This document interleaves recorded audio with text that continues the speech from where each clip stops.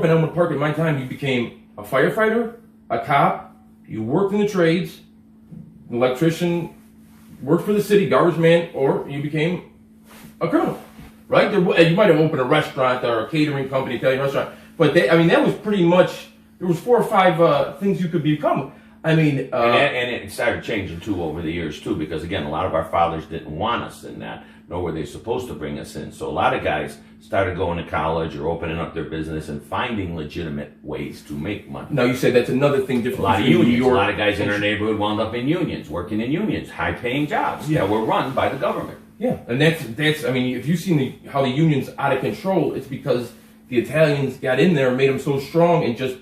They knew what they were doing. Now, I don't know if I told you this, but I'm half Irish, half Italian. My mother's side is my Irish side. My grandfather fought in an Irish gang against Al Capone called the O'Donnell gang. Okay, and in a historical shootout too, out on Roosevelt in the Hawthorne area by the Pony Inn. But my Uncle Ed on my Irish side started out in a local in Cicero, put there by Accardo and Iupa. They seen his potential. My uncle rose to be the international president of the Hotel and Restaurant Employees Union, over 300,000 members strong, for 30 years.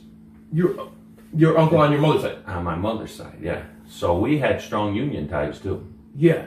And then you that was your career. If you could say one thing was your career in life, you worked for the city of Chicago. I worked for the city of Chicago. My brother worked for the unions, and he was And yeah, so that's where I'm saying that you go into that. Again, my dad, his intention wasn't to bring me in this life, nor was he supposed to. Yeah. It just happened that he's seen a lot of him in me, and he would teach me about the street. And the more I learned, the better I was, and he started bringing me in. And that was always seen as a good job when you were young. Your uncle would get you in the water, the garbage. Like, these are jobs that the union are paying, $36 an hour for a garbage man. Like, these are... Yeah, you hear garbage man, but when you see what they're making, you're like, oh, and that was, you had to be a heavy. You had to have some weight, somebody behind you who, okay, your uncle's going to sponsor you. And people didn't just get Chicago City jobs out of nowhere just because they went in. A lot of jobs, period. You had to know somebody. Yeah. It was patronage. Patronage was big. In return, you either had to vote for a certain politician, you had to go and do work in the neighborhood for the politician, for the voters, so they get the votes. Every once in a while, if your family had enough clout, you didn't have to do shit. You just kept the job. Sometimes you didn't even have to show up. Go with no-show job. Yeah, no-show job. So, but getting back to the Ficarata. Yes, exactly. Okay. Yes. So, John Ficarata, what started with John was Las Vegas. Beginning of February through the end of May of '86, they sent a 7-man hit team out to Las Vegas. Going after the Spilachos. Going after the Spilachos. John Ficarata was the leader of that crew. Now, let me tell you something about John. John was a family friend. John was very, very street smart, and he was very, very violent. So he's leading the crew. My uncle was on the crew. My dad was recuperating from surgery at the time, so he wasn't asked. Another guy in the crew, Frankie Swice, German-Irish. Most feared hitman at that time in the Chicago mob. And that guy was crazy. Now, while they were out there, John was doing a lot of shady stuff. Not only was he doing stuff to the guys on the crew, but he kept asking for the bosses to send more money out to get the job done. They wanted to know what he's doing with all this money and why haven't you guys killed Tony yet? Well, the problem was Tony was so street smart. He didn't have an MO, a routine. That's what we call it. Yeah. So, plus they can't let Tony see them because he knows what they're out there for. And the FBI's watching Tony. They even had explosives to try to get in on his car. They couldn't even get close to it. They had a hard time following him. And the whole time, all this shady stuff is going on with John. So this came out in the long run of everything, and the bosses had had enough, leading up to other stuff too. Now, I've always heard outside in the media and everything that John blotched the burial, but I never heard that in an inner circle. Okay. And I may be wrong. No, I'm just telling you what I knew. Yeah. Okay, and I'm going to say he didn't, but I knew that he did a lot of shady stuff and got a lot of people mad, including the bosses. He allegedly went and bought a car from Johnny Difronzo's dealership and didn't pay. Okay, and they were chasing him for that money. So John Ficarata had, I guess he had a problem with some of the money and stuff. Some people saying he was having an affair with his dead brother's wife. Yes. So there was a lot of stuff going on. And what happened with your in the trip to kill the Spilachos in Las Vegas? They're supposed to keep a low profile, They go to the casino one night. Your uncle Nick, right? Yeah. And Ficarata. Yeah. So they went a couple of times. My uncle went with them. John made him come with him because he was just to hang out, and John was gambling. John won one night and had my uncle sign the IRS winning slip. So he had to sign the tax slip. Yeah, and it wasn't because my uncle was just not thinking. My uncle was a soldier. He was in the Navy, okay? And he's looking at John as his commander. If his commander gives him an order, it's for the best interest of the operation. Yeah. So he signed it, not thinking. Yeah. When he came back and he was telling, and we were sitting with me and my dad, and he said that, my dad was upset with him because, they've killed other people out there. If that puts you in Vegas, you can go to jail just for that alone. And my dad, the biggest thing was he didn't understand why John set my uncle up like that. This is our friend. Yeah. Plus, this is part of this mafia. They're all made members. Why did John do this? So laterally, when we go on and we look at this, where is your dad above John Ficarata? I don't know if John and my dad were, but they were two very important people. I don't know who was higher. John could have been higher than my dad. My dad, they could have been even, but they were both part of Angelo's crew. And 26th Street. 26th Street and, Cicero, John, because the 26th Street crew and Cicero, it was all South Side, so there was a lot of connections back and forth. But so I don't know who was hired, but they were both very important people for Angelo. One thing about your dad was very, very smart, extremely smart, and he used that, for whatever reason, he knew to use that, and when they have a sit down and say, listen, he asked my brother to sign this slip and it put him out there, so it was a justifying way to get heat on him and have him killed.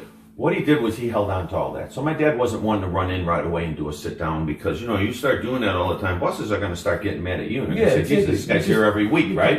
You figure it out. Yes. So he said, let's hold on to this information. He told my uncle and we'll be sitting there, let's hold on to this information about John right now. Then John went up to a guy that used to pay us $1,000 a week and said, quit paying the Calabreses, you pay me. This guy's so scared John's going to kill him, he starts paying him. Sometime later, my dad goes to see him and says, where's my fucking money? Yeah. And so I give it to John now. And he said, what? My dad puts a knife to the guy's throat and tells him, I don't care who you want to give money to, you give me my money. This guy's so scared he's paying my John and my dad. He don't want to get killed by these guys.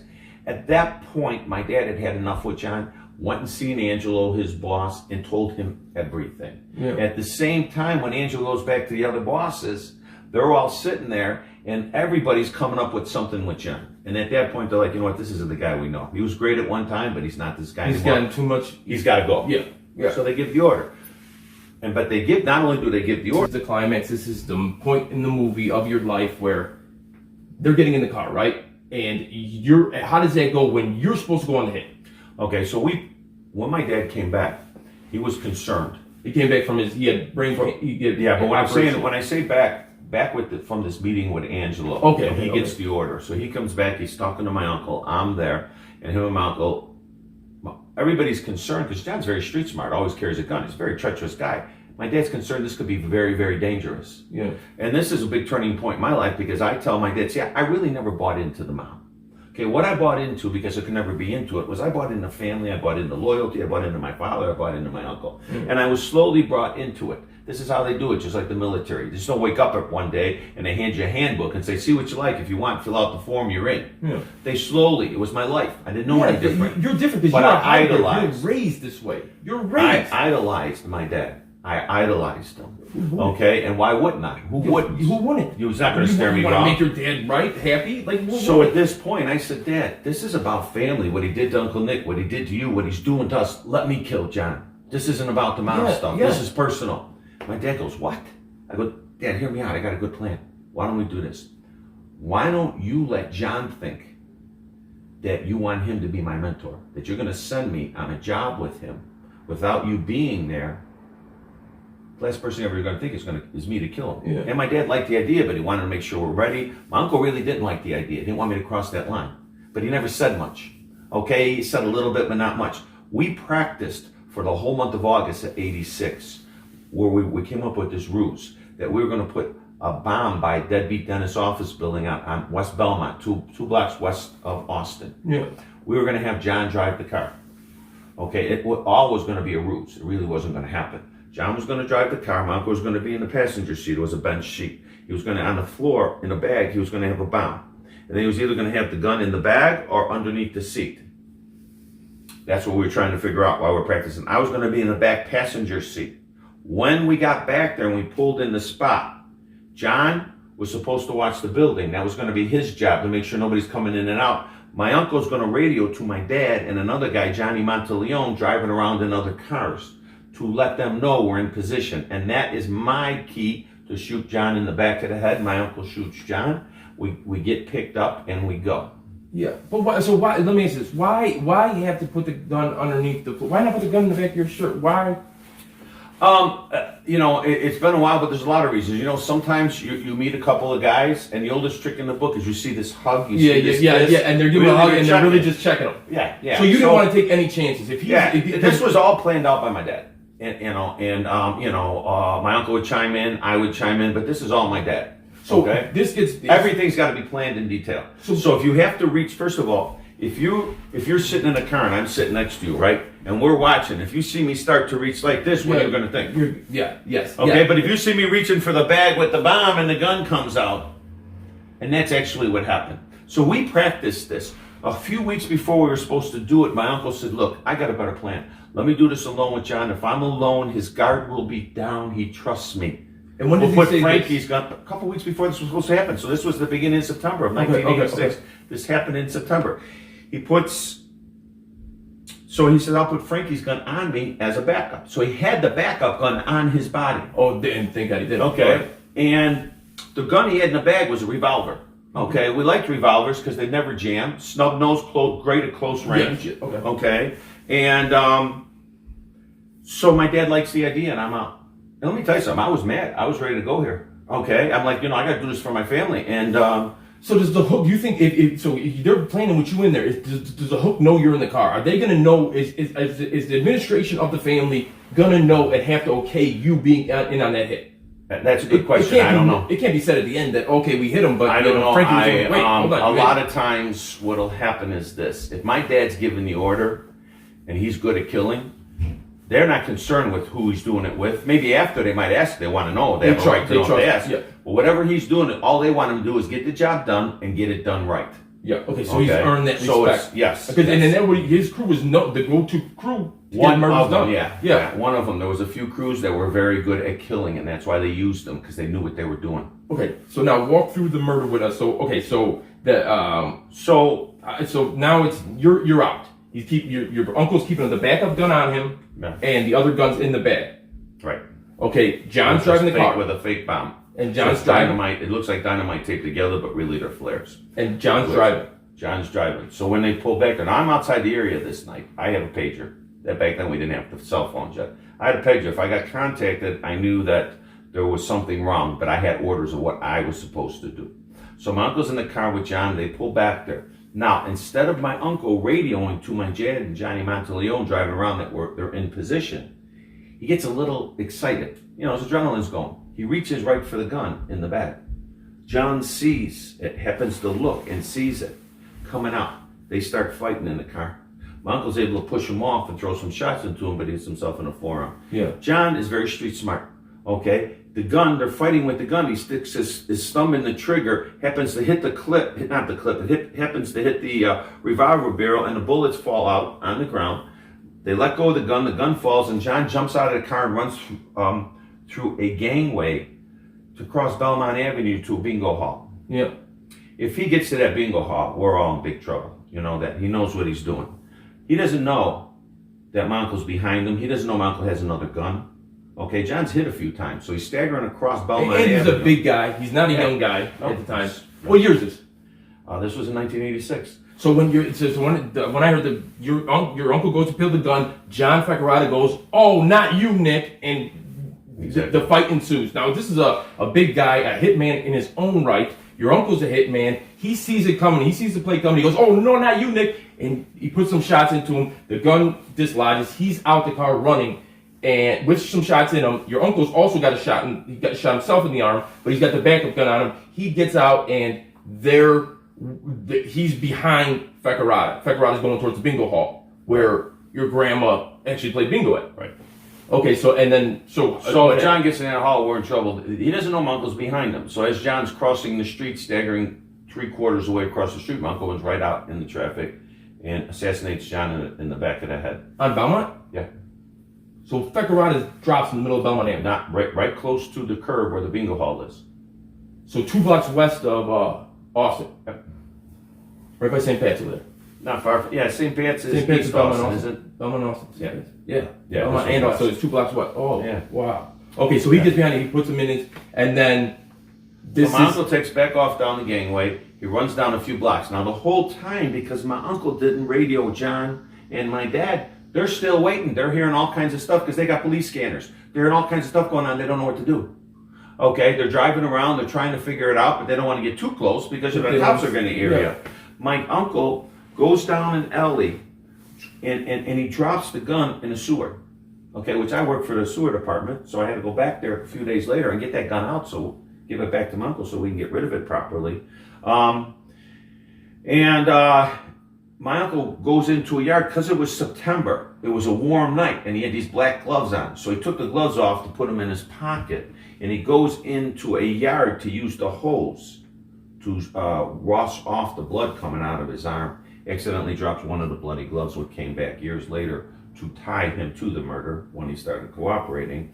My uncle actually made it all the way back to his car and got all the way home. My dad and Johnny Apes finally went there to get him. They brought him to, Jimmy Marcello had a veterinarian that he trusted 100%. So they hit him in Berwyn and Cicero, and the veterinarian tended to my uncle's wounds.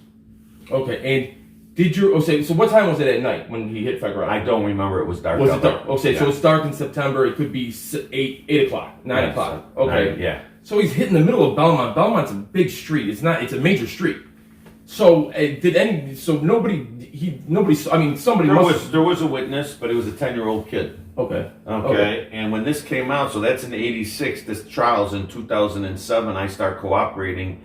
2007. I start cooperating in the late '90s. So this was a lot of years that passed, 12, 14 years since this kid seen this. He described my uncle, but he was nowhere close to what my uncle looked like. He couldn't, even with pictures, he couldn't pick it up. Yeah. Okay. So do you had any sense? Did you know that did your uncle ever realize he dropped that glove? I don't know. I never asked him about it. It never came up. He's never He never said anything about the gloves. This all came out later on. Yeah. Okay, this all came out later on when my uncle started cooperating.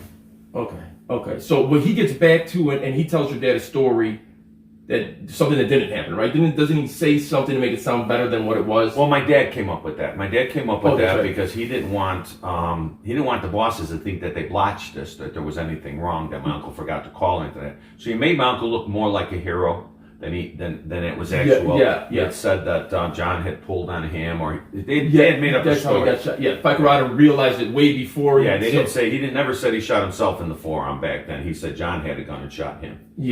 So because he wants to make it look better. And that's my dad. My dad's very calculated. Your dad, he never wouldn't leave. My grandma would play bingo hall there every night, right? Yeah. He didn't want to take a chance, so the night before he bribed her to stay home and make homemade Italian meatballs. Yeah. Okay, so she wouldn't be in the hall that night, just in case. And thank God, because she would have been sitting right by the window.